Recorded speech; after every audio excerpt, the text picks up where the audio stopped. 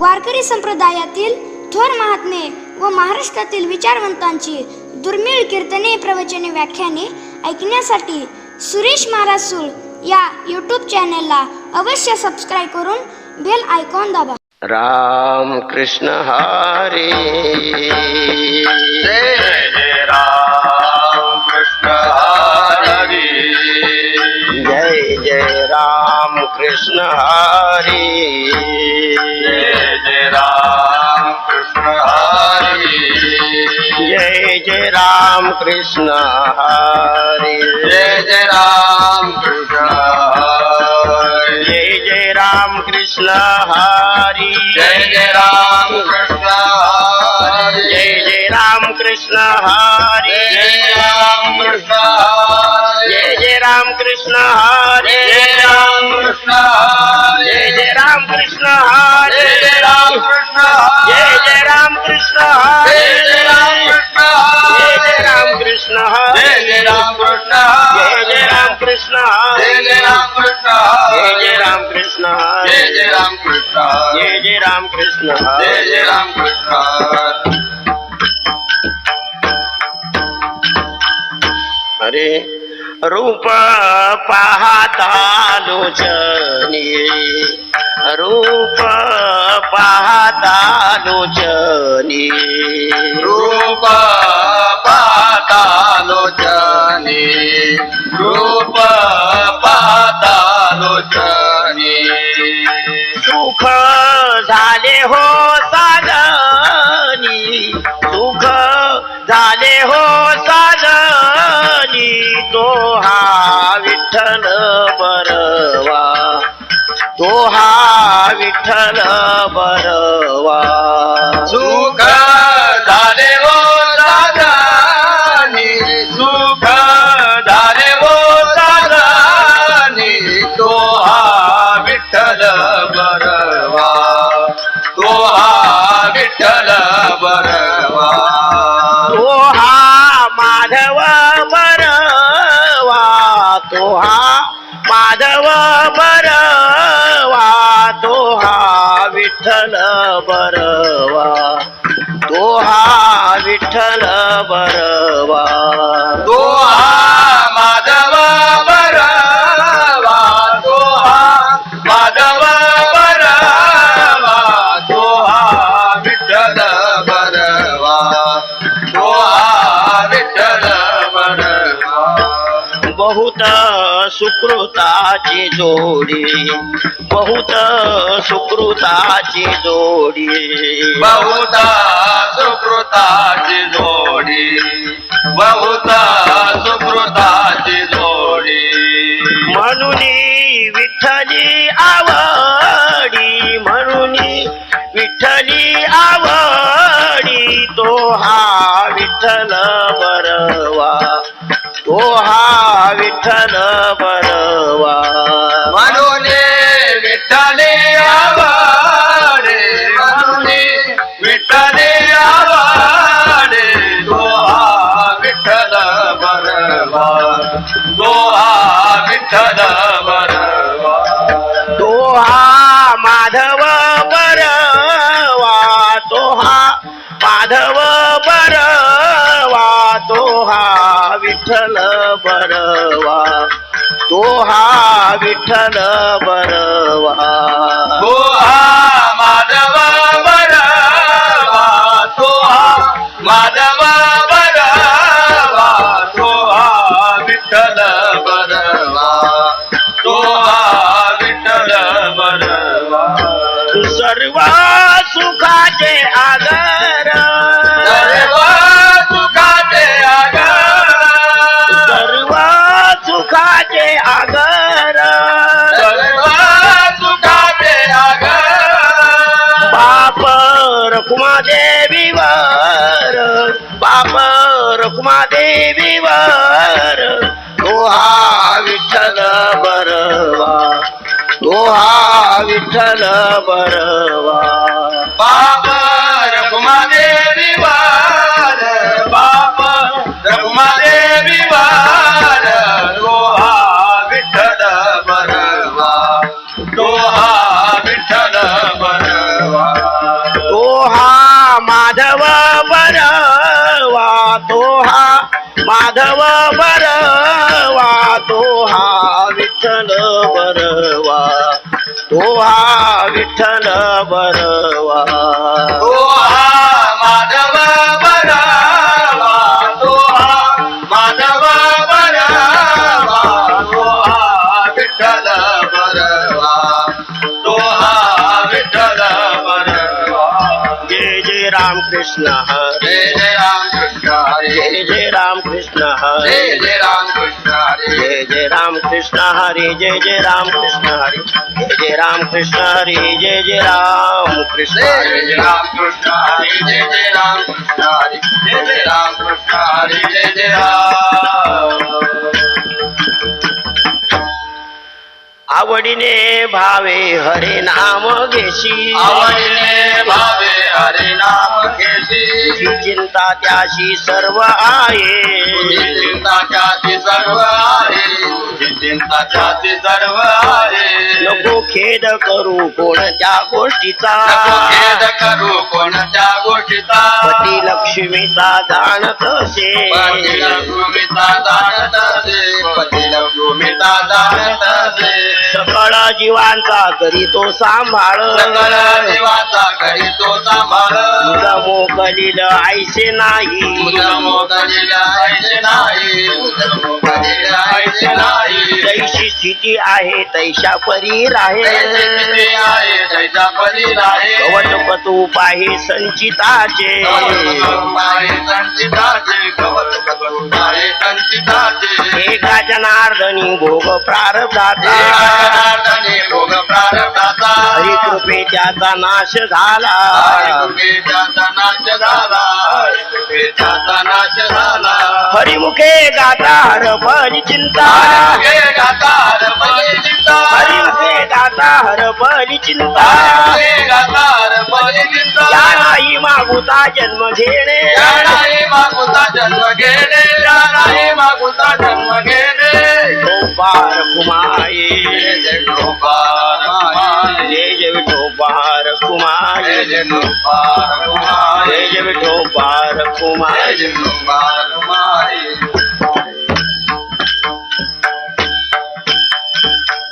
आवडीने भावे हरी नाम घेशी आवडीने भावे हरी नाम घेशी आवडीने भावे हरी नाम घेसी आवडीने भावे हरी नाम घेसी तुझी चिंता त्याची सर्व आहे तुझी चिंता त्याची सर्व आहे हरिमुखी गादार पदी चिंता हरिमुखी गादार पदी चिंता तुझी चिंता त्याची सर्व आहे तुझी चिंता त्याची सर्व आहे हरिमुखी गातार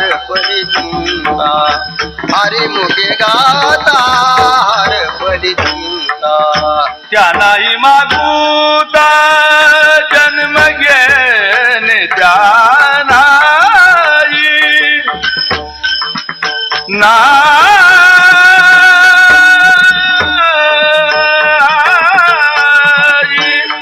मागुता मागुता जन्म घेणे त्या नाही त्या नाही त्या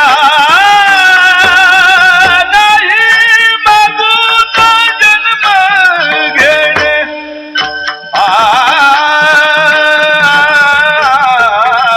नाही मागुता नाही मागुता नाही जन्म घेणे त्या नाही मागुता जन्म घेणे हरिमुखी गाता हरपदी चिंता हरिमुखी गाता हरपदी चिंता त्या नाही मागूता जन्म घेणे आ, आ, आ,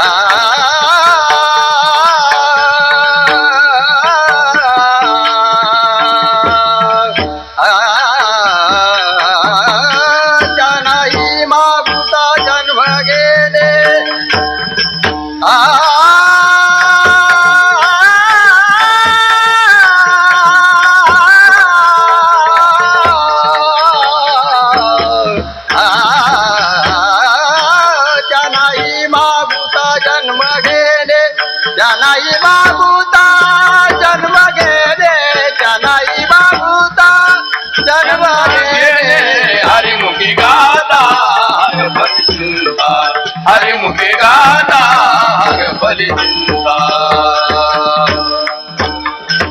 विठ्ठल विठ्ठल विठ्ठल विठ्ठल विठ्ठल विठ्ठल आवडीने भावे हरिनाम घेशी तुझी चिंता त्याशी सर्व आहे नको खेद करू कोणत्या गोष्टीचा पती लक्ष्मीचा जाणतसे सकळ जीवांचा करीतो सांभाळ तुझं मोकलील ऐसे नाही जैशी स्थिती आहे तैशा परी राहे कौतुक तो पाये संचिताचे एका जनार्दनी भोग प्रारब्धाचा हरिकृपे त्याचा नाश झाला हरिमुखे गाता हरपली चिंता त्या नाही मागुता जन्म घेणे विठ्ठल विठ्ठल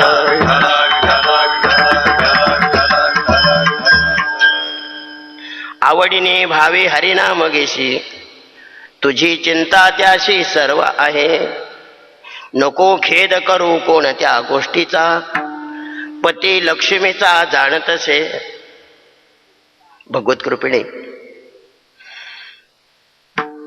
प्रस्तुत कीर्तनाकरता जो अभंग मी आज निवडला तो पैठणचे सुप्रसिद्ध साधू शांती ब्रह्मत श्री एकनाथ महाराज यांच्या हरिपाठातला अभंग आहे. शांतिमय जीवन कसं जगावं, चिंतामुक्त खेदमुक्त आणि आनंदयुक्त जीवन जगण्याची कोणती युक्ती आहे याची अत्यंत सुंदर आणि सोपी साधना आणि अत्यंत सुंदर युक्त्या श्रीनाथ महाराजांनी आजच्या अभंगामध्ये सांगितलेल्या आहेत. ठल विठ्ठल प्रिय सज्जनानो, आपण या जगामध्ये एक समीक्षीय दृष्टी जर घेऊन फिराल तर आपल्याला दिसेल की सर्व जगामध्ये भौतिक उन्नती या शिखराला पोहोचलेली आहे. पण भौतिक उन्नतीच्या बरोबरच मानसिक अवनती एवढी झालेली आहे की प्रत्येक मनुष्य बाह्य समृद्धीने समृद्ध असला तरी मनाने तो आतून पोखरलेला आहे, अत्यंत चिंतातुर आहे, अत्यंत खेदयुक्त आहे. तो भूतकाळाची चिंता करतो, भविष्यकाळाचा खेद करतो आणि वर्तमान काळामध्ये तो निश्चित काळजी करत राहतो. अशा वेळेला याचं जीवन अत्यंत दुःखमय बनतं. अशा दुःखमय जीवनाचा काय उपाय असेल, कोणती साधनं त्याची असेल? म्हणून जन्माचे जन्म गेले, पिढ्याची पिढ्या गेल्या, मानव त्या साधनेच्या शोधामध्ये आहे. पण आतापर्यंत अशा प्रकारची साधना कोणाला सापडली नाही. जगद्गुरु तुकाराम महाराज मोठ्याही सुंदर भाषेमध्ये लिहितात की सर्व सुखाच्या आशा जन्म गेला, सर्व सुखाची आशा जन्म गेला, क्षणैक मुक्ती यत्न नाही केला, मुक्ती नाही केला, हिंडता दिशाशीन पावला, दिशाशीन पावला, माया वेष्टीला जीव माझा, वेशीला जीव माझा, माझे सहित नेनती कोण, माझे सहित नेनती कोण, माझे सैताने नदी कोणी, माझे सैताने नदी कोणी. तो आतापर्यंत अशा प्रकारची सुखमय जीवन बनवण्याची साधना कोणाला सापडली नाही.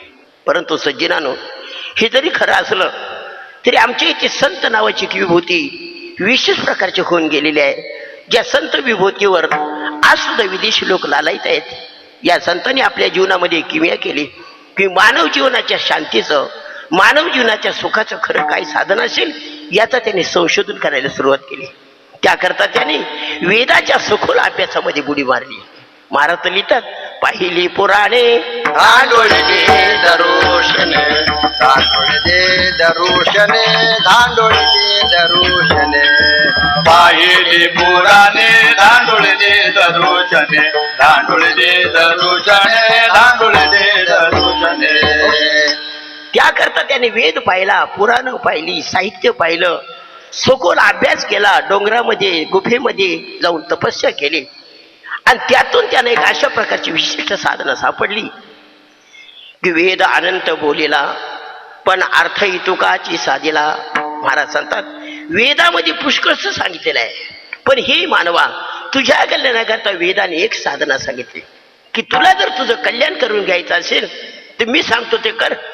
विठोबाची शरण जावे, विठोबाची शरण जावे, विठोबाची चरण जावे, विठोबाची चरण जावे, विठोबाची शरण जावे, विठोबाची शरण जावे, विठोबाची चरण जावे, विठोबाची चरण जावे, विठोबाची शरण जावे, निज निष्ठा नाम गावे, विठोबाची चरण जावे, निज निष्ठा नाम गावे, विठोबाची शरण जावे, निज निष्ठा नाम गावे, विठोबाची चरण जावे, निज निष्ठा नाम गावे, विठोबाची शरण जावे, विठोबाची शरण जावे, विठोबाची शरण जावे, विठोबाची शरण जावे,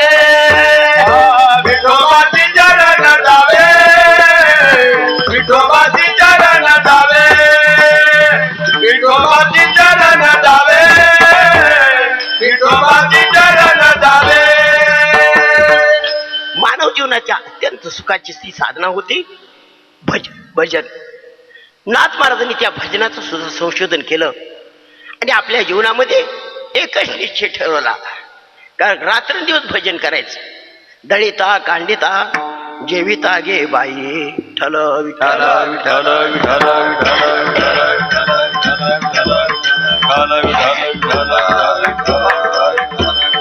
हरी बोला देता, हरी बोला देता, हरी बोला देता, हरी बोला घेता, हरी बोला देता, हरी बोला घेता, हरी बोला देता, हरी बोला घेता, उठता बैठता हरी बोला, बैठता हरी बोला, उठता बैठता हरी बोला. बस नाथ महाराजांनी एकच साधना केली. चालताना बोलताना उठताना खाताना पिताना केवळ ते हरीचं भजन. आणि तसं सांगू सर्व संतांच्या जीवनाचं हेच मर्म आहे. तुकाराम महाराज म्हणतात मी तर दुसरं काही केलंच नाही. दिन रजनी हाचे धंदा, दिन रजनी हाचे धंदा, दिन रजनी हाचे धंदा, दिन रजनी हाचे धंदा. रात्रंदिवस एकच गोविंदाचे पोवाडे, रात्र न कळे दिवस न कळे, अंगी खेळे दैवत हे, पांडुरंग ध्यानी पांडुरंग मनी, जागृती स्वप्नी पांडुरंग. नाथ महाराजांनी सुद्धा आपल्या जीवनामध्ये रात्रंदिवस त्या भजनाचा ध्यास घेतला. कारण नका विसरू, कारण एकच होतं, निश्चिंत जीवन कशाने बनेल, चिंतारहित खेदरहित आणि अन्नमय जीवन कशाने बनेल, हा एकच ध्यास होता. आणि सांगू त्याचा परिणाम झाला ना, हे साधना करता करता एक दिवस महाराजांना ते तत्व सापडलं. आणि काय विचित्र, नाथ महाराजांचं जीवन बदलून गेलेला. त्यांच्या जीवनामध्ये जिकडे तिकडे आनंदच आनंद, आनंदच आनंद दिसायला लागला.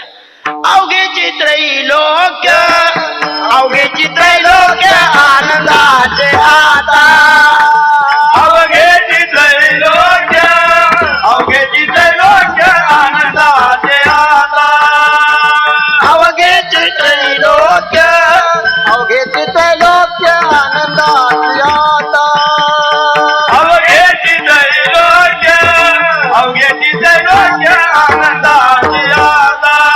चरणी जगन्नाथा चित्त ठेले, आता चित्त ठेले, आता चित्त ठेले,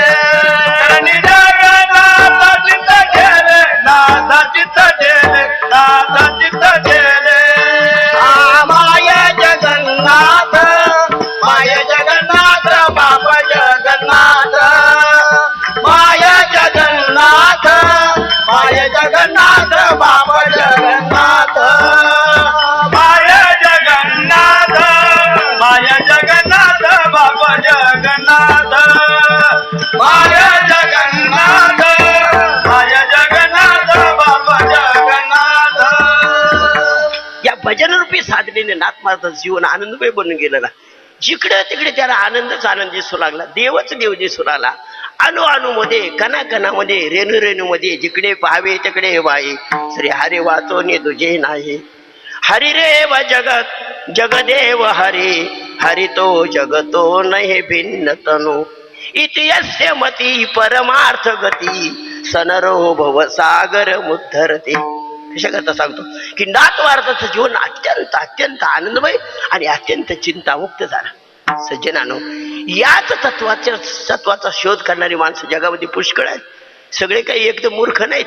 अत्यंत जिज्ञासू माणसं जगामध्ये आहेत की ज्याला रात्रंदिवस वाटते का काही मी उद्धार पावेन, काही कृपा करेन नारायण. ऐशी तुम्ही सांगा संत जन, करा समाधान चित्त माझे. माझ्या जीवनाचं कल्याण व्हावं, शांतिमय सुखमय माझं जीवन बनावं, अशा शोधामध्ये पुष्कळशी माणसं आहेत. अशाच प्रकारचा एक साधक जो शांतीच्या सुखाच्या शोधामध्ये होता. निश्चिंत जीवन कसं बनेल, खेदरहित जीवन कसं बनेल, अशा शोधामध्ये जो साधक होता. नाथ महाराजांचं आनंदमय जीवन पाहून तो नाथ महाराजांकडे एक दिवस गेला आणि प्रार्थना केली की महाराज, मी शांतीच्या शोधामध्ये असणारा एक साधक आहे. रात्रंदिवस मी त्याकरता साधना करतो, अजून मला ती साधना सापडली नाही. तेव्हा महाराज, तुम्हाला माझी प्रार्थना आहे की माझं जीवन चिंतामुक्त आणि आनंदमय बनेल अशी एखादी साधना असेल तर सांगा. आणि अशा साधकाला ती चिंतामुक्त होण्याची अत्यंत सुंदर साधना नाथ महाराज सांगतात. आवडीने भावे हरिनाम घेते, तुझी चिंता त्याचे सर्व आई, तुझी चिंता त्याचे सर्व आई. आवडीने भावे हरिनाम घेते, तुझी चिंता त्याचे सर्व आई, तुझी चिंता त्याचे सर्व आई. हे साधका, तू त्या हरीचं नाव जर अत्यंत आवडीने आणि भावपूर्वक अंतकरणाने जर घेतलंस तर तुला तुझी कोणतीही चिंता करण्याची आवश्यकता नाही. तुझी चिंता त्याशी सर्व आहे. तू फार बुद्धिमान साधक होता. विज्ञान युगातला तो एक बुद्धिजीवी मानव होता. तो शंका करतोय नाथ महाराजांना की नाथ महाराज, मला असं विचारावं वाटतं की भगवंताच्या नावाचा आणि चिंतामुक्त जीवन होण्याचा काय संबंध आहे. ज्याप्रमाणे साखर 15 रुपये किलो मिळते, तर 15 रुपये दिल्यानंतर किलोभर साखर येते. तिथे जर तुम्ही विचारलं का साखरेचा आणि पैशाचा काय संबंध आहे, दुकानदार आम्हाला सांगतात की तो त्याचा भाव आहे. त्याप्रमाणे आम्हाला इथं संबंध पाहिजे. हरीचं नाव घेतल्यानंतर दुःख जातं, चिंता जाते, तर चिंता जाण्याचा आणि हरीच्या नावाचा कोणता संबंध आहे. नाथ महाराज त्याला धन्यवाद देतात की साधका, तू विज्ञान युगातील एक बुद्धिजीवी मनुष्य आहे, फार चांगली शंका विचारलीस. तेव्हा ऐक त्याचं उत्तर. मनुष्याला ज्या ज्याला दुःख सुख चिंता खेद असे भाव निर्माण होतात, ही निर्माण होण्याचं केंद्र आहे अंतःकरण. आमच्या शास्त्रामध्ये या अंतःकरणाचे तसे 4 भाग सांगितले: मन, बुद्धी, चित्त आणि अहंकार. परंतु दोन्हीचा समन्वय 2 मध्ये केल्यानंतर 2च भाग राहतात, मन आणि बुद्धी. नाथ महाराज सांगतात, हे तुझं भाव ग्रहण करण्याचं केंद्र आहे. तुझी मन आणि बुद्धी मध्यंतरी आहे असं समज. आणि त्या मन बुद्धीच्या एका बाजूला दुःखरूप संसार आणि दुसऱ्या बाजूला सुखरूप परमात्मा आहे. तू जिकडे जाशील तिकडे तसं होणार आहे. ज्याप्रमाणे आम्ही विटी स्टेशनला एका गाडीमध्ये जर बसलो तर एका बाजूला उभी गाडी असते आणि एका बाजूला जी गाडी असते ती थोडी थोडी चालायला लागते. जर तुम्ही चालत्या गाडीकडे पाहिलं तर असं वाटतं की आपली गाडी चालली, आणि उभ्या गाडीकडे जर पाहिलं तर असं वाटतं की आपली गाडी उभी आहे. त्याप्रमाणे तुम्ही मध्यंतर उभी आहात. दुःखरूप संसाराकडे जर तुमची मन आणि बुद्धी जाईल तर तुम्ही निश्चित दुःखरूप दुःखी बनाल. आणि तेच मन आणि बुद्धी जर तुमची परमात्म्याकडे जाईल, परमात्मरूप बनेल, तुम्ही निश्चित आनंदरूप बनाल. आणि म्हणून नाथ महाराज त्याला विशिष्ट रूपाने सांगतात की तुम्ही सांगतो ते कर. आवडीने भावे हरिनाम घेशी. तू अत्यंत आवडीने आणि अत्यंत भावपूर्वक अंतःकरणाने भगवंताचं नाव घेशील तर तुला कोणतीही चिंता नाही. तुझी चिंता त्याशी सर्व आहे. विठ्ठल विठ्ठल विठ्ठल विठ्ठल विठ्ठल विठ्ठल विठ्ठल विठ्ठल विठ्ठल विठ्ठल. नाथ महाराज तुम्ही फार चांगलं कारण सांगितलं की भगवंताचं नाव जर घेतलं तर मनुष्याला कोणत्याही प्रकारची चिंता राहत नाही. पण नाथ महाराज का कोणाच ठाऊक मला हे सर्व समजून सुद्धा रात्रंदिवस मनाला चिंता लागते. त्या का म्हणून चिंता लागते, याला काय युक्ती केली पाहिजे तुम्ही सांगाल? आणि म्हणून काय केल्यानंतर तुझी चिंता जाईल याची एक अत्यंत सुंदर युक्ती नाथ महाराज त्या साधकाला आजच्या अभंगाच्या दुसऱ्या चरणामध्ये. नको खेद करू कोणत्या गोष्टीचा, नको खेद करू कोणत्या गोष्टीचा. पतीला कुणीचा दान कजे, पतीला कुणीचा दान कजे, पतीला कुणीचा दान कजे, पतीला कुणीचा दान कजे.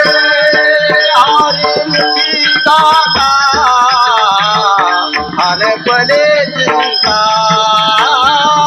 हरिमुखी गाता हरपणे चिंता, हरिमुखी गाता हरपणे चिंता, हरिमुखी गाता हरपणे चिंता.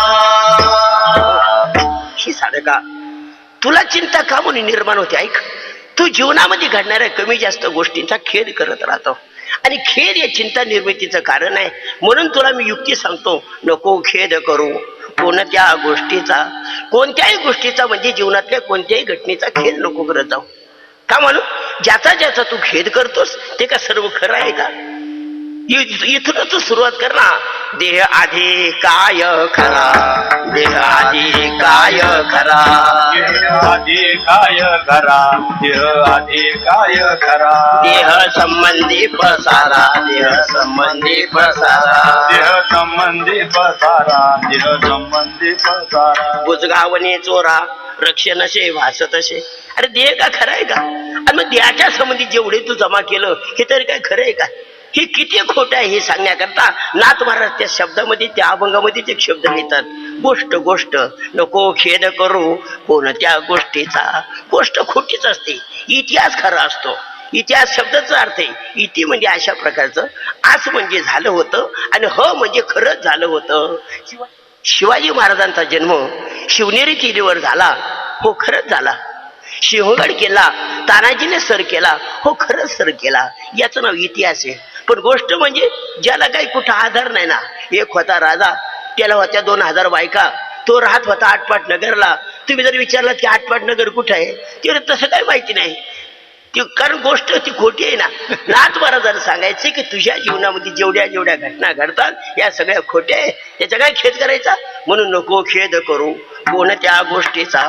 पण नाथ महाराज, मला असं वाटतं आपली चिंता आपण नाही केली तर माझं कसं होईल? म्हणजे तुला कसं होण्याचा प्रश्नच कुठे आहे का? पती लक्ष्मीचा जाणत असे. पती म्हणजे या जगाचा मालक, लक्ष्मीचा पती तो सर्व जाणतो. तुझ्या जीवनात कसं असावं कसं नसावं आणि हे समजून देण्याकरता त्या अभंगाचाच एक शब्द विशिष्ट लिहिला, पती लक्ष्मीचा. तो लक्ष्मीचा पती आहे. लक्ष्मीचा पती याचा अर्थ जगामध्ये जगाचा मालक आहे. या मी निर्माण केलेल्या जगताचं कसं असावं याच्याकरता उदाहरण दिलं नाथ महाराजांनी. त्याचा इतिहास असा आहे की समुद्र मंथन देव दानवाने केलं. समुद्र मंथनातून 14 रत्न निघले. 14 रत्नापैकी लक्ष्मी एक रत्न निघला. भगवंतानी महाविष्णूंनी विचार केला की लक्ष्मी सारखं एवढं मोठं रत्न ज्याच्याजवळ जाईल त्याचं कल्याण करील, पण नीट वापरता आलं तर, नाही वापरता आलं तर ज्याच्याजवळ जाईल त्याचं वाटळ होईल. आणि एवढ्या करता ही राक्षसाच्या हातात न जाताना त्यागाच्या हातात गेली पाहिजे. भगवान विष्णू स्वयं त्यागी बनले आणि त्यांनी स्वयं आपली पत्नी म्हणून स्वीकार केलं. आणि पत्नी म्हणजे सुद्धा भोगपत्नी नाही, ते पाय धुवावयाच्या दैवा पात्र झाली. का ते जाणत होते लक्ष्मीचं काय करावं. त्याचप्रमाणे तुझ्या जीवनामध्ये स्वतः तू जाणतो तू काय केलं पाहिजे. पती लक्ष्मीचा जाणत असे, नको खेद करू कोणत्या गोष्टीचा. पती लक्ष्मीचा जाणत असे, विठोबा रखुमाई, विठोबा रखुमाई, विठोबा रखुमाई, विठोबा रखुमाई, विठोबा रखुमाई, विठोबा रखुमाई, विठोबा रखुमाई, विठोबा रखुमाई, विठोबा रखुमाई, विठोबा रखुमाई, विठोबा रखुमाई, विठोबा रखुमाई. विठ्ठल विठ्ठल विठ्ठल विठ्ठल विठ्ठल. नाथ महाराज त्याला सांगतात की साधका, जीवनामध्ये घडणाऱ्या कोणत्या गोष्टीचा खेद करू नको. नको खेद करू कोणत्या गोष्टीचा, पते लक्ष्मीचा जाणत असे. तू विचारतो महाराज, हे तुमचं म्हणणं मला पटलं, पण मला असं वाटतं की आपण जर कोणत्या गोष्टीचा खेद नाही केला, चिंता नाही केली, विचार नाही केला तर कसं होणार आहे माझं. कारण माझ्या जीवनामध्ये जर पतीचा लक्ष्मीचा पती सर्व जाणत असेल तर कमी जास्त पाप पुण्य झालेलंच असणार आहे. मग तो मला क्षमा करणार नाही. अशा वेळेला माझा उद्धार कसा होईल, माझा सांभाळ कोण करणार, याची मला पुन्हा पुन्हा चिंता लागते. तेव्हा त्याला काय करावं. नाथ महाराज त्याचा अत्यंत सुंदर उपाय अभंगाच्या 3ऱ्या चरणामध्ये सांग. सकळ जीवाचा करीतो सांभाळ, सकळ जीवाचा करीतो सांभाळ, सकळ जीवाचा करीतो सांभाळ, सकळ जीवाचा करीतो सांभाळ. तुझ मोकलीला ऐसे नाही, ऐसे नाही, हरी मुगी गाला हरपली चिंता, हरी मुगी गाला हरपली चिंता. तुझ मोकलीला ऐसे नाही, ऐसे नाही, हरी मुगी गाला हरपली चिंता, हरी मुगी गाला हरपली चिंता. हे साधका, त्या जगन्नायकाला सर्वचीच काळजी ना. तू तर त्याचा भक्त आहेस, तो तुझा कसा मोकलील, म्हणजे तुझा कसा तो सोडून देणार आहे, तुझा कसा तिरस्कार तो करणार आहे. तुझं मोकलीलं आयशे नाही का म्हणून त्याच्यात तो एक गुण आहे त्याच्यामध्ये. तो केवळ आपल्या भक्तीला भाळत असतो. भक्तीच्या पुढे तो काहीही मानत नाही. महाराजांचं मोठं सुंदर भाष्य दिलं. उंच नीच काही नेने भगवंत, नेने भगवंत. तिथे भाव भक्ती देखो लिया, तिथे भाव भक्ती देखो लिया. उंच नीच काही नेने भगवंत, नेने भगवंत. तिथे भाव भक्ती देखोनिया, तिथे भाव भक्ती देखोनिया. आणि हा संपूर्ण अभंग मोठं पाण्यासारखं आहे. उंच नीच काही नेणे भगवंत, तिष्ठे भाव भक्ती देखोनिया. दाशी पुत्र कण्या विदुराच्या भक्षी, दैत्यागरे रक्षी प्रल्हादाशी. चर्मरंगू लागे रोहिदासा संगे, कबीराचे मागे शेले विनी. सजन कसाया विकू लागे मांस, माळ्या सावत्या सुखुरपू लागे. नरहरी सोनारा घडू फुंकू लागे, चोख्या मेळ्या सवे ढोरे ओढी. बराच मोठा अभंग आहे, आपण घरी गेल्यावर पाहू शकता. त्याचं तात्पर्य महाराज एवढं सांगतात, तो भक्ती करता केवळ भुललेला आहे, बाकी तो उंच नीच काही पाहत नाही. तिष्ठे भाव भक्ती देखोनिया. आणि तू तर मग त्याचा भक्त आहेस, तुझा कसा त्याग करील. भगवंताजवळचे विशेष प्रकारचे गुण महाराजांना सांगायचे. आणि तुम्ही जर त्याची भक्ती कराल तो कसंही तुम्ही असं तो काही पाहत नाही. व्याधस्याचरणम ध्रुवस्य च वयो, विद्या गजेंद्रस्य का याति विदुरस्य यादवपते. रुग्रस्य किं पौरुषम, कुब्जाया किं नाम रूपमधिकम, किं तत्सुधाम नोदनम. भक्त्या तुष्यति केवलम न च गुणेर, भक्ती प्रेयो माधवा. कसं मजेदार इतिहास आहे. त्या भगवंताला बाण मारणारा व्याध, किती त्याचं वाईट आचरण, पण त्याला सुद्धा त्याने मुक्ती दिली. ती गणिका किती वाईट, पण तिला सुद्धा त्याने साधी बनवली. तो आजमिळ किती पापी, पण त्याला सुद्धा त्याने साधू बनवलं. ध्रुवबाळ किती छोटा, त्याने पाहिलं नाही का हा छोटा याला मुक्ती कसं देऊ, त्याला द्रौपद दिलं. ती कुब्जा 8 ठिकाणी वाकडी, पण केवळ त्या भगवंताची भक्ती केली तर कुब्जा त्याची दाशी बनली, कुब्जा मुक्त झाली. महाराजांना एक मजेदार सांगायचंय का, भक्त्या तिष्ठती केवलम न च गुणेर, भक्ती प्रियो माधवा. साधका, तू तर त्याचा भक्त आहे, तू कशाची चिंता करतोस. विठ्ठल विठ्ठल. आणि इतिहासामध्ये अशी अनेक तुम्हाला उदाहरणं सापडतील. एकदा अर्जुन भगवंताजवळ, भगवान कृष्णाजवळ विश्वरूप दर्शनाची प्रार्थना करायला लागला. अर्जुन म्हणतो, भगवान मला तुमच्याजवळ एक मागणी करावी वाटते. त्या मागणीप्रमाणे माझी योग्यता तर नाहीच, पण मला एक माहिती आहे का, तुमच्यासारखं उदार कोणीच नाही. तुमच्या उदारतेला जोड नाही. तुझे अवतारी जाणू स्वतंत्र, देतान म्हणशी पात्रा पात्र. पै कैवल्य आईशे पवित्र वैरी आई तिथले. तो सनकाधिकाचे निमाने, सायुज्य सौरसू दिदला पुतनी जे विषाचे निस्तन पाने मारो आली. विष तुला विष म्हणून पाजायला आली, तिचं सतत मुक्त केलं. आगा राजसू यागाच्या सभासदी देखता त्रिभुवनाची मांदी कैसा शतदा दुर्वाक्य शब्दी निस्ते जिलाशी. पण आयशा अपराध्या शिशुपाळा तू आपण पेठाव दिदळा गोपाळा आणि उत्तान चरणाच्या बाळा काय द्रौपदी चाड तो वना आला याची लागी जे बैसावे पित्याच्या उत्संगी की तो चंद्र सूर्या परिच जगीस लागे केला. ऐसा अपराध्या सकळा देता एकच तू धसाळा पुत्र आळविता आजा मिळा आपण पे देशी जेने उरी हानितला पापरा त्याचा चरणवाशी दातारा. त्या भृगुऋषीने त्याच्या छातीमध्ये लात मारली आणि श्रीवत्सला जन्मून तू अजून ती घेऊन फिरवतोस. हे भगवान तुझ्यासारखा उदार नाही. नाथ महाराज त्याला समजून सांगतात की साधका असा जो उदार आहे आणि तू तर त्याचा भक्त आहे, मग तुझं मोकलीलं आयशे नाही. ठल विठ्ठल नाथ महाराज तुमचं म्हणणं मला फार पटलं. आपण जर भगवंताची भक्ती केली तर आपल्याला कशाची चिंता राहत नाही, कशाचा खेद राहत नाही. तो आपला निश्चित सांभाळ करत असतो. इथपर्यंत मला पटलं. पण महाराज मला विचित्र जगामध्ये राहायचंय. कोण कसा अशा विचित्र जगामध्ये मी कसं राहावं, मी कसं वागावं मला जरा सांगा तर खरं. आणि म्हणून जगामध्ये कसं राहावं याचा अत्यंत सुंदर सल्ला नाथ महाराज त्याला आजच्या अभंगाच्या 4थ्या चरणामध्ये जैसी स्थिती आहे तैसा परी राहे. जैसी स्थिती आहे तैसा परी राहे. जैसी स्थिती आहे तैसा परी राहे. जैसी स्थिती आहे तैसा परी राहे. कौतुक तुपाहे संचिताचे कौतुक तुपाहे संचिताचे. कौतुक तुपाहे संचिताचे. कौतुक तुपाहे संचिताचे. कौतुक तुपाहे संचिताचे. कौतुक तुपाहे संचिताचे. कौतुक तुपाहे संचिताचे. कौतुक तुपाहे संचिताचे. हरिमुखी गाता हरे बली चिंता. हरिमुखी गाता हरे बली चिंता.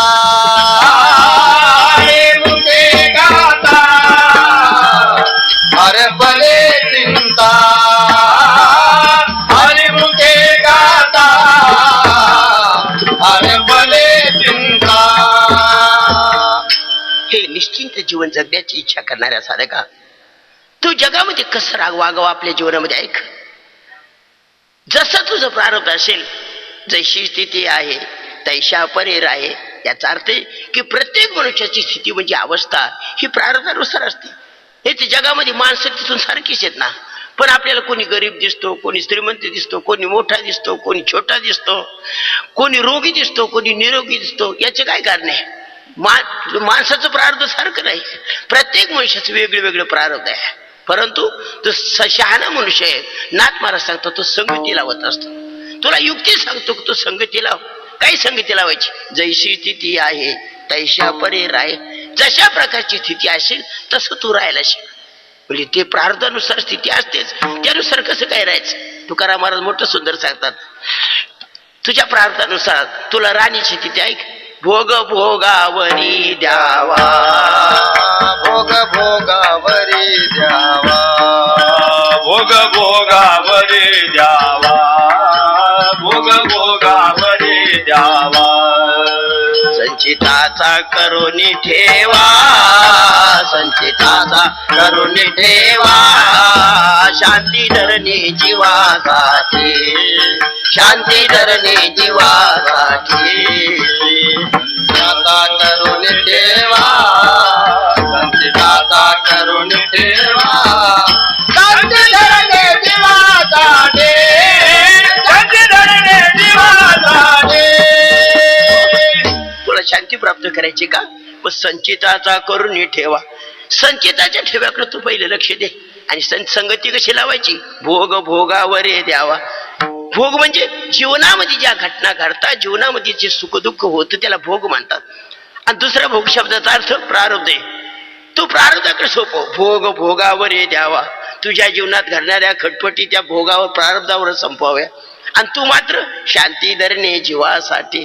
आपल्या जीवाला सुख मिळण्याकरता शांती कशी प्राप्त होईल याचा तू अभ्यास कर. आणि तो अभ्यासनात मला सांगतात की जैशी स्थिती आहे तैशा परे राहे. विठ्ठल विठ्ठल विठ्ठल. त्यात खास युक्ती सांगतात ना, ती कौतुक तूप आहे संचिताचे. बरीचशी माणसं संचिताच्या नावाने रडून अजून अजून दुःखी होतात. जसं व्हायचं तसं तर होणारचे, ते नाही चुकणार. एका जण काय वाहिल्या उद्वेग दुःखची केवळ. वाहिल्या उद्वेग दुःखची केवळ. वाहिल्या उद्वेग दुःखची केवळ. वाहिल्या उद्वेग दुःखची केवळ. भोगनेचे फळ भोगनेचे फळ भोगनेचे फळ भोगनेचे फळ भोगनेचे फळ संचिताचे. भोगनेचे फळ संचिताचे. ठेविले आनंदे तैसे राहावे. ठेविले आनंदे तैसे राहावे. भोगण्याचे फळ भोगण्याचे फळ भोगण्याचे फळ भोगण्याचे फळ भोगण्याचे फळ संचिताचे. भोगण्याचे फळ संचिताचे. ठेविले आनंद तैसे राहावे. ठेविले आनंद तैसे राहावे. तुला संचिताचं फळ भोगावंच लागले. भोगणे ते फळ संचिताचे. याचा अर्थ जे भोगणे ते संचिताचं फळ आहे, ते तुला कदापि चुकणार नाही. मी सांगतो ती युक्ती कर, तू संगती लाव त्याची. काय संगती लावायची? का ठेविले आनंदे तैशेचे राहावे. हा तसं तशा प्रकारची जैशी स्थिती आहे तैशा परे राहे. आणि प्रारब्धाकडे कौतुक तूप आहे संचिताचे. म्हणलं महाराज तुम्ही तू फार चांगली मला युक्ती सांगितली, पण मला असं वाटतं केवळ माणसाने प्रारब्धाकडे पाहून वागलं तर पुरुषार्थ नावाचं काही आहेच का नाही. आमच्या शास्त्रामध्ये दोन वाद आहे, प्रारब्धवाद आणि पुरुषार्थवाद. पण प्रारब्धवाद बलवान का पुरुषार्थवाद बलवान? कधी कधी प्रारब्धवाद बलवान ठरतो, पुरुषार्थ त्याच्या पुढे काही करू शकत नाही. आणि कधी कधी जास्त पुरुषार्थ केला तर प्रारब्धवाद खोटा ठरतो. आणि याच्यामुळे न समजल्यामुळे आमचे शास्त्रकार सांगतात बरीचशी माणसं भिकारी बांधतात. उद्योगिनम पुरुष सिंह मुपैती लक्ष्मी दैवेन देय मितिका पुरुषा वदंती. हे सांगतात की जो मनुष्य पुरुषार्थी आहे, जो मनुष्य कष्टाळू आहे, जो मनुष्य कष्ट का काम करणार आहे त्याला लक्ष्मी मिळत असते. आणि जो म्हणतो की आशा दैवात मिळेल नाशी माझ्या प्रारब्धात मिळेल त्याला नाही. हे का पुरुषा? का म्हणजे नपुसक. दैवेने देय मितिका पुरुषा वदंती. आत्माला जरा सांगायचंय या प्रारब्ध आणि पुरुषार्थाच्या वादामध्ये तू जाऊ नको. मग त्याला सल्ला तो म्हणतो महाराज मला वाटतं का पुरुषार्थ नावाचं बी काही आहे का नाही. आपण नुसतंच प्रारब्ध अवलंबून राहायचं. दुसरी गोष्ट प्रारब्ध करेल तसं होणार, प्रारब्धाच्या शिवाय होणार नाही, प्रारब्ध कधी कोणाला भोगल्याशिवाय चुकणार नाही. महाराज एवढं जर खरं आहे प्रारब्धच भोगल्याशिवाय सरत नाही तर भक्ती करून तरी काय उपयोग आहे. आम्ही किती देवाची भक्ती केली तर जे व्हायचं तेच होणार आहे. भक्ती कशा करता करायची? भगवंताच्या कृपेचा काय उपयोग आहे? भक्ती कशा करता करायची आणि भगवंताच्या कृपेचा काय उपयोग आहे याचं अत्यंत सुंदर उत्तर नाथ महाराज त्या साधकाला आजच्या अभंगाच्या चौथ्या शेवटच्या चरणामध्ये. एका जनार्दनी भोग प्रारब्धाचा. एका जनार्दनी भोग प्रारब्धाचा. एका जनार्दनी भोग प्रारब्धाचा. एका जनार्दनी भोग प्रारब्धाचा. हरी कृपेच्याचा नाच झाला. हरी कृपेच्याचा नाच झाला. हरी कृपेच्याचा नाच झाला. हरिमुखी गाता हरपली चिंता. हरिमुखी गाता हरपली चिंता. हरी कृपेचा हरी कृपे कृपेच्याचा नाच झाला हरी कृपेच्याचा नाच झाला हरिमुखे गाता हरपले चिंता हरिमुखे गाता हरपले चिंता. नाथ महाराजांनी प्रारब्धावर जास्त जोर दिला. जसं प्रारब्ध आहे तसं होणार म्हणजे होणार. पण भगवंताची भक्ती नावाचं सुद्धा काही आहे हे मात्र तू कधी विसरू नको. एका जनार्दनी भोग प्रारब्धाचा प्रारब्धाचा भोग कसा असेल काय सांगायचं. मग राजा होता आणि राजगादीवरून ओढला आणि खुशाल स्मशानामध्ये उभा केला ना. काशीला हरिश्चंद्र घाट पाहिलं का तुम्ही. त्या हरिश्चंद्र घाटावर उभं केलं त्याला डोम म्हणून. त्या ठिकाणी ते काम करण्याकरता हे प्रारब्ध आहे. आणि ज्याचं प्रारब्ध चांगलं आहे तो मेंढर वळत होता. मेंढर वळता वळता नेला आणि त्याला राजगादीवर बसवलं. तो झाला राजा झाला सयाजीराव गायकवाड. नाथ महाराज सांगतात हा एका जनार्दनी भोग प्रारब्धाचा. हा प्रारब्धाचा भोग आहे. हा कोणाला चुकणार नाही. हा रामाला नाही चुकला, संताला नाही चुकला, अवतारी पुरुषाला नाही चुकला. तुम्हाला काय तो चुकणार आहे. विठ्ठल विठ्ठल विठ्ठल तो महाराज. मग एवढं मोठं कर्म जबरदस्त आहे. भगवंताच्या कृपेचा काय उपयोग आहे बघा. भगवंताची कृपा काय काय करणार आहे. आणि आमच्या शास्त्रामध्ये जिथं भगवंताचं वर्णन केलं तिथं आमचं शास्त्र सांगते की या जगामध्ये काही दुसरं नाही. एकमेव अद्वितीयम नेह नानास्ति किंचन एकमेव अद्वितीयम ब्रह्मास्ति नाना किंचन नास्ति. एकमेव केवळ ब्रह्म या जगामध्ये आहे. नाना म्हणजे बाकीचं दुसरं काही या जगामध्ये नाही. तेव्हा नाथ महाराज मला विचारायचंय जर ब्रह्माला सोडून देवाला सोडून या जगामध्ये दुसरं काहीच नाही ते प्रारब्ध नावाचं तुम्ही काय काढलं. आणि ते बी एवढं मोठं जबरदस्त की तुमचं प्रारब्ध तुम्हाला भोगावंच लागेल आणि चुकणारच नाही. कोणी असलं तरी चुकणार नाही. हे असं प्रारब्ध कसं काय. आणि मग मला शंका येते का भगवंताची कृपा काय करू नये. नाथ महाराज त्याला मोठं सुंदर समजवतात. साधका मोठाही तू विचारवान दिसतोच. बरोबर आहे. प्रारब्ध आहेच. प्रारब्ध भोगावं लागणारच. परंतु भगवंताची कृपा त्यापेक्षा जबरदस्त आहे. आणि दुसरं ऐक हे तर जगात भगवंताचं नाटक आहे. या नाटकामध्ये कोणाला कोणतं पात्र द्यायचं आणि कोणाचं काय करायचं हे तर त्याने ठरवलेलं आहे. तो ठरवते कोणाला श्रीमंत बनवायचं, कोणाला गरीब बनवायचं, कोणाला राजा बनवायचं, कोणाला चपराशी बनवायचं. नाटक 3 तासाचं असतं. 3 तासाच्या नाटकामध्ये सर्वांनी एकच पार्ट दिलं तर कसं जमेल. नाटककाराकडे एक मनुष्य गेला आणि म्हणले हे मालक मला ना राजा झालं म्हणजे बरं वाटतं. स्टेजवर जाऊन छातीत आणून बोलायला बरं वाटतं. तेव्हा मला तुम्ही राजाचं पार्ट द्या. 40 माणसं होती नाटकामध्ये. 40चे 40 जण गेले आणि त्या सर्वांनी सांगितलं का मला राजाचं पार्ट द्या. आता तुम्हीच विचार करा प्रत्येकाला जर राजाचं पार्ट दिलं आणि सगळे जर राजगादीवर बसले तर राजगादी झाडायची कोणी. राजाला ताण लागलं तर पाण लागली तर पाणी द्यायचं कोणी. आणि म्हणून राजगादीला त्या राजाला जेवढं महत्व आहे तेवढंच महत्व राजगादी झाडणाऱ्या चपराशीला सुद्धा आहे. आणि म्हणून त्याचं नाटक आहे. जेवढं महत्व श्रीमंताला आहे तेवढंच महत्व त्याच्या नाटकात गरीबाला आहे. जेवढं मोठं महत्व पुण्यवानाला आहे त्याच्या नाटकामध्ये तेवढंच महत्व पाप्याला सुद्धा आहे.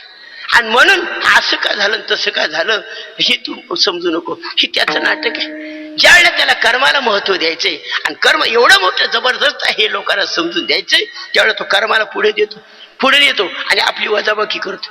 माऊलीनं मोठं सुंदरा बघलेलं ना परदेशी गवारा सादर कर्म निर्वंश झाले सगर भिले विंदिले शारंगधर झाला पुरंदर सहस्र नयन परदेशी गवारा दादर कर्म निर्वंश झाले सगर भिले विंदिले शारंगधर झाला पुरंदर कर्मामध्ये अडकलेल्या मनुष्याला कर्माचं महत्व समजून दिल्याशिवाय तो कर्म करणार नाही. आणि म्हणून भगवान कर्माचं महत्व समजून देतात की हे साधका कर्म एवढं मोठं जबरदस्त आहे का रामाला सुद्धा कर्म चुकलं नाही. कर्मे राम वनवासा गेला. कर्मे हनुमंता उदरी कासोटा. कर्माने केवढं केलेले. आणि म्हणून कर्म एवढं जबरदस्त आहे तू कर्माला नाबाद करू शकत नाही. म्हणलं महाराज मग भगवंताच्या कृपेचा काय उपयोग आहे. कृपेचा एकच उपयोग आहे. भगवंताने जर कृपा केली तर कर्माच्या घटना प्रारब्धाच्या घटना तुमच्या जीवनात ज्या घडायच्या त्या घडणार म्हणजे घडणार आणि घडणार म्हणजे घडणार आणि घडणार म्हणजे निश्चित घडणार. मग तुम्हाला जर भगवंताच्या कृपेचा लाभ असेल तर तो कोणता लाभ? भगवंताची जर कृपा झाली तर त्या घटनेमध्ये जे दुःख आहे ते तुम्हाला जाणवणार नाही. ज्याप्रमाणे 22% ऑपरेशन ठरलं आणि थिएटरमध्ये जाण्याच्या अगोदर तो मनुष्य रडायला लागला ना, माझं कसं व्हायचं, माझं कसं व्हायचं. पण थिएटरमध्ये गेल्यानंतर त्या क्वार्टर झोपवल्या बरोबर डॉक्टरने त्याला इंजेक्शन दिलं बुलीचं. ऑपरेशन करण्याची जागा झाली बधीर. आता त्याच्या डोळ्याच्या तरी कापायला लागले आणि ऑपरेशन केलं तर तो वा वा वा, काल माझं ऑपरेशन झालं, काय मजा आली. ही मजा आहे काय? पण कशाची मजा येईल? त्या भुलीचं इंजेक्शन. त्याप्रमाणे भगवंताची कृपा, भगवंताची भक्ती हे तर भुलीचं इंजेक्शन आहे. नाथ महाराज सांगतात, तू जर भगवंताची जर तुझ्यावर कृपा झाली तर एका जनार्दनी भोग प्रारब्धाचा, पण हरी कृपे त्याचा नाश झाला. विठ्ठल विठ्ठल विठ्ठल विठ्ठल विठ्ठल महाराज, मला पटलं तुमचं. भगवंताच्या कृपेमध्ये एवढं मोठं सामर्थ्य आहे की त्याची कृपा झाली तर सगळ्या प्रारब्धाचा नाश होतो. पण महाराज अजून असं वाटतं की प्रारब्ध नावाचं बी कोणी भगवंताला जोडीदार आहे, याचा अर्थ प्रतिस्पर्धी. आमच्या इथे लिहिले की एकमेव अद्वितीयम हे नानास्ति किंचन, एकमेव ब्रह्म आहे, बाकीचं काही नाही, काही नाही, काहीच नाही. हे जगत नाही, जीव नाही, काहीच नाही, ब्रह्मच ब्रह्म आहे. जर ब्रह्मच ब्रह्म आहे ते कर्म कोणतं तुम्ही काढले शोधून की एवढं मोठं कर्म आहे तुम्हाला ते भोगावंच लागणार आहे? नाथ महाराज सांगता हे तुझं बरोबर आहे, परंतु भगवंताच्या जर मनामध्ये आलं ना का कर्माला प्रोत्साहन द्यायचं तर कर्माला प्रोत्साहन द्यायचे, आणि ज्यावेळ आपली कृपा दाखवायची त्यावेळेला तो कर्माला नावात करत असत. आणि हे त्याच्या हातात. ज्यांनी केलं त्याला सर्व येतं ना. ज्यांनी जगत बनवलं त्याला मोडता येतं. ज्यांनी सर्व सृष्टी बनवली त्याला ती तशी करता पण येत असते. ज्याला बनवता येतं त्याला मोडता येतं. ज्यांनी कर्म तयार केलं ते कर्म कमी जास्त करणं बी त्याच्याच हातात आहे ना. तसं न्यायाधीशाने काही माणसाला दंड दिला, 20-20 वर्षाची तुम्हाला शिक्षा, सर्वांनी जेलमध्ये टाकलं. आणि त्या पिरियडमध्ये एकदा महात्मा गांधीजीची जयंती आली आणि जेलमध्ये न्यायाधीशाचं भाषण ठरलं गांधीजीच्या जीवनावर. गांधीजीच्या जीवावर न्यायाधीशाचं भाषण चाललं. त्यांनी सर्वांना सांगितलं की मेरे कैदी बंधूनो, गांधीजी फार मोठे दयाळू होते. वैष्णव जन सो तेने कहिए, जो पीर पराई जानी रे, वैष्णव जन सो तेने कहिए. गांधीजी सारखा दयाळू मनुष्य या जगामध्ये नव्हता. भाषण करता करता न्यायाधीश साहेबची रंगात आली, त्यांच्या आत स्वयं दया निर्माण झाली आणि डोळ्यातून पाणी आलं. गांधीजी फार दयाळू होते, गांधीजी फार दयाळू होते, गांधीजी फार दयाळू होते. आणि पुढचं ऐका, म्हणता म्हणता ते सांगून गेले लोक त्या कैद्यांना, हे माझ्या कैदी बंधूनो, गांधीजी जर दयाळू होते तर थोडीफार दया आपल्याजवळ असली पाहिजे का नाही? आणि म्हणून तुम्हाला जी मी 20-20 वर्षाची सजा दिली, आज गांधी जयंती निमित्त 15 वर्ष माफ. विठ्ठल विठ्ठल विठ्ठल विठ्ठल विठ्ठल कशाकरता सांगतो? सजा देणारा तोच आहे म्हणून सजा माफ त्यालाच करता आली. त्याप्रमाणे कर्म बनवणारा तोच आहे म्हणून त्याला कर्म माफ करता येतं. जर त्याने कृपा केली तर तुमचं कर्म निश्चित माफ होतं. नाथ महाराज सांगतात, एका जनार्दनी भोग प्रारब्धाचा, पण हरी कृपे त्याचा नाश झाला. ठल विठ्ठल विठ्ठल विठ्ठल विठ्ठल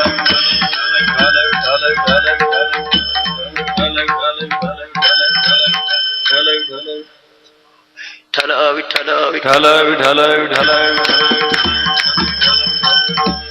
भगवंताची एवढी मोठी कृपा असते. नाथ महाराज त्याला सांगते, तू माझी सांगितलेली युक्ती ऐक. आपल्या जीवनामध्ये प्रारब्धाला मान दे, कर्माला मान दे आणि भगवंताच्या भक्तीला सुद्धा मान दे.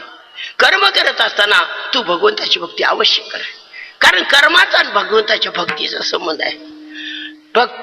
भगवंताची जर भक्ती केली तर तू कसंही कर्म केलं तर तुला आपोआप माफ होईल. भगवंताचे जर मनात आलं तर तुझं वाईट प्रारब्ध जरी शिल्लक असलं तर तू चांगलं प्रारब्ध करू शकतो. आणि त्याची जर कृपा फिरली, त्याला जर राग आला तर तुझं चांगलं प्रारब्ध असलं तरी वाईट होईल. एवढ्या करता तू युक्ती ऐक, त्या भगवंताची कृपा होईल असं तू रात्रंदिवस भजन करत जा. आवडीने भावे हरिनाम घेशी, हा अत्यंत आवडीने आणि अत्यंत भावपूर्वक जर त्या भगवंताचं तू नाव घेतलं तर तुझी चिंता त्याशी सर्व आहे. आणि एक जो सल्ला दिला त्यांनी तो अत्यंत सुंदर की नको खेद करू कोणत्या गोष्टीचा. तू आपल्या जीवनामध्ये कोणत्याही गोष्टीचा खेद करू नको, खेद करू नको, काळजी करू नको कोणत्या गोष्टीची. खेद शब्दाचा अर्थ खिद्दिते आणि इति खेदा, जेणेकरून मनुष्याचा अंतःकरण जळत राहतं, तुटत राहतं, त्याच नाव खेद आहे. चिंतेनं मनुष्याचं अंतःकरण जळतं आणि खेदानं मनुष्याचं अंतःकरण तुटत असतं.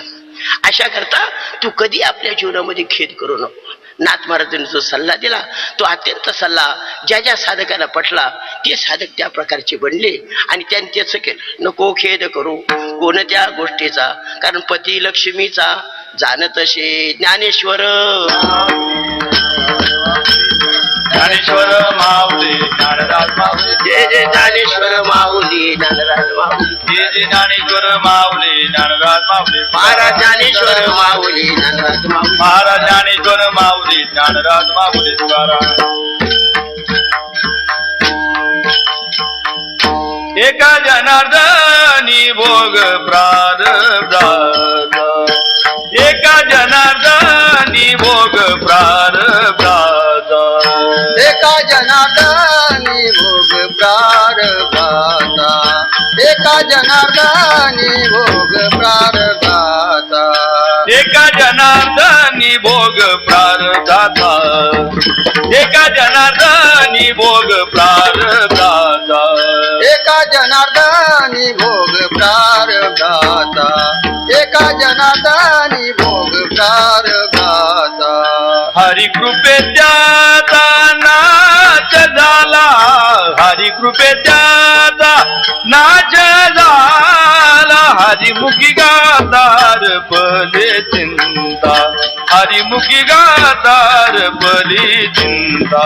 हरी कृपे त्याचा नाश झाला, हरी कृपे त्याचा नाश झाला, हरिमुखी गातार पली चिंता, हरिमुखी गातार पली चिंता. त्या नाही मागुता जन्म घेणे, जन्म घेणे, जन्म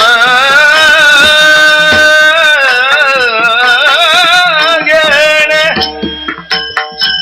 जन्म घेणे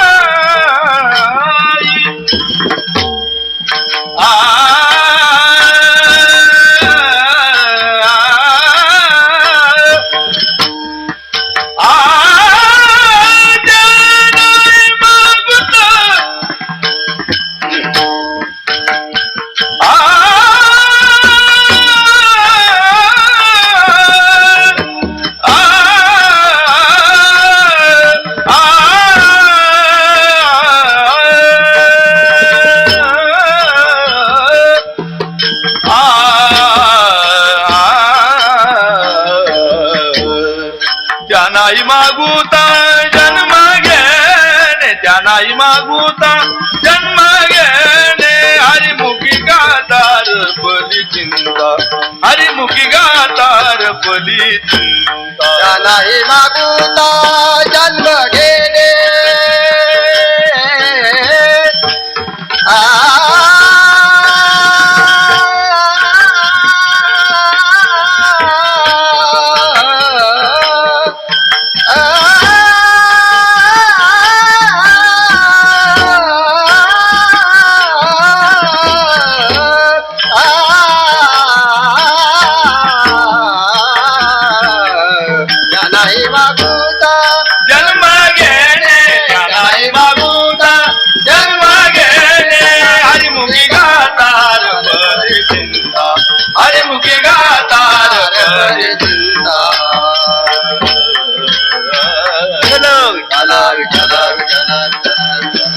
एका जनार्दनी भोग प्रारब्धाचा, हरे कृपे त्याचा नाश झाला. नाथपारा सांगतात भगवंताची कृपा झाली तर प्रारब्धाच्या भोगाचा नाश होतो. सर्व अभंगाचं तात्पर्य आणि एकंदरीत हरिपाठाचा सिद्धांत नाथपारा या अभंगाच्या दुसऱ्या चरणामध्ये त्याचं नाव ध्रुवपदे. हरिमुखे गाता हरपले चिंता, सर्वांमध्ये मोठी चिंता जी आहे ती तर तुमच्या लक्षात आली असेल. बाकी कोणतीही चिंता नाही माणसाला, एकच एक चिंता आहे. छोटं मोठं सर्व दुःख सहन करू शकतो, पण एक जे शेवटचं दुःख ते माणसाला नकोय. लक्षात आलं असेल, ते दुःख आहे मरणाचं. आणि त्याला औषध दुसरं काही नाही भगवंताच्या कृपेशिवाय. अर्जुनाला 9व्या अध्यायामध्ये भगवंताने सांगितलं, आज मी तुला एक गुप्त गोष्ट सांगतो, अजून कधी कोणाला सांगितली नाही, पण तुला जर या मरणाच्या कचाट्यातून चिंतामुक्त व्हायचं असेल तर याला एकच उपाय आहे, माझी भक्ती कर. इदं तु ते गुह्यतमं प्रवक्ष्याम्येन सूयवे ज्ञानम विज्ञान सहितम यज्ञात्वा मोक्षेशी शुभात. यज्ञात्वा अशुभात म्हणजे मरणात मोक्षेशी. तू मरणाच्या चिंतेतून मुक्त होशील, बाकीची चिंता तर त्यात आल्याच, बाकीच्या चिंता त्या सर्व त्यात आल्याच.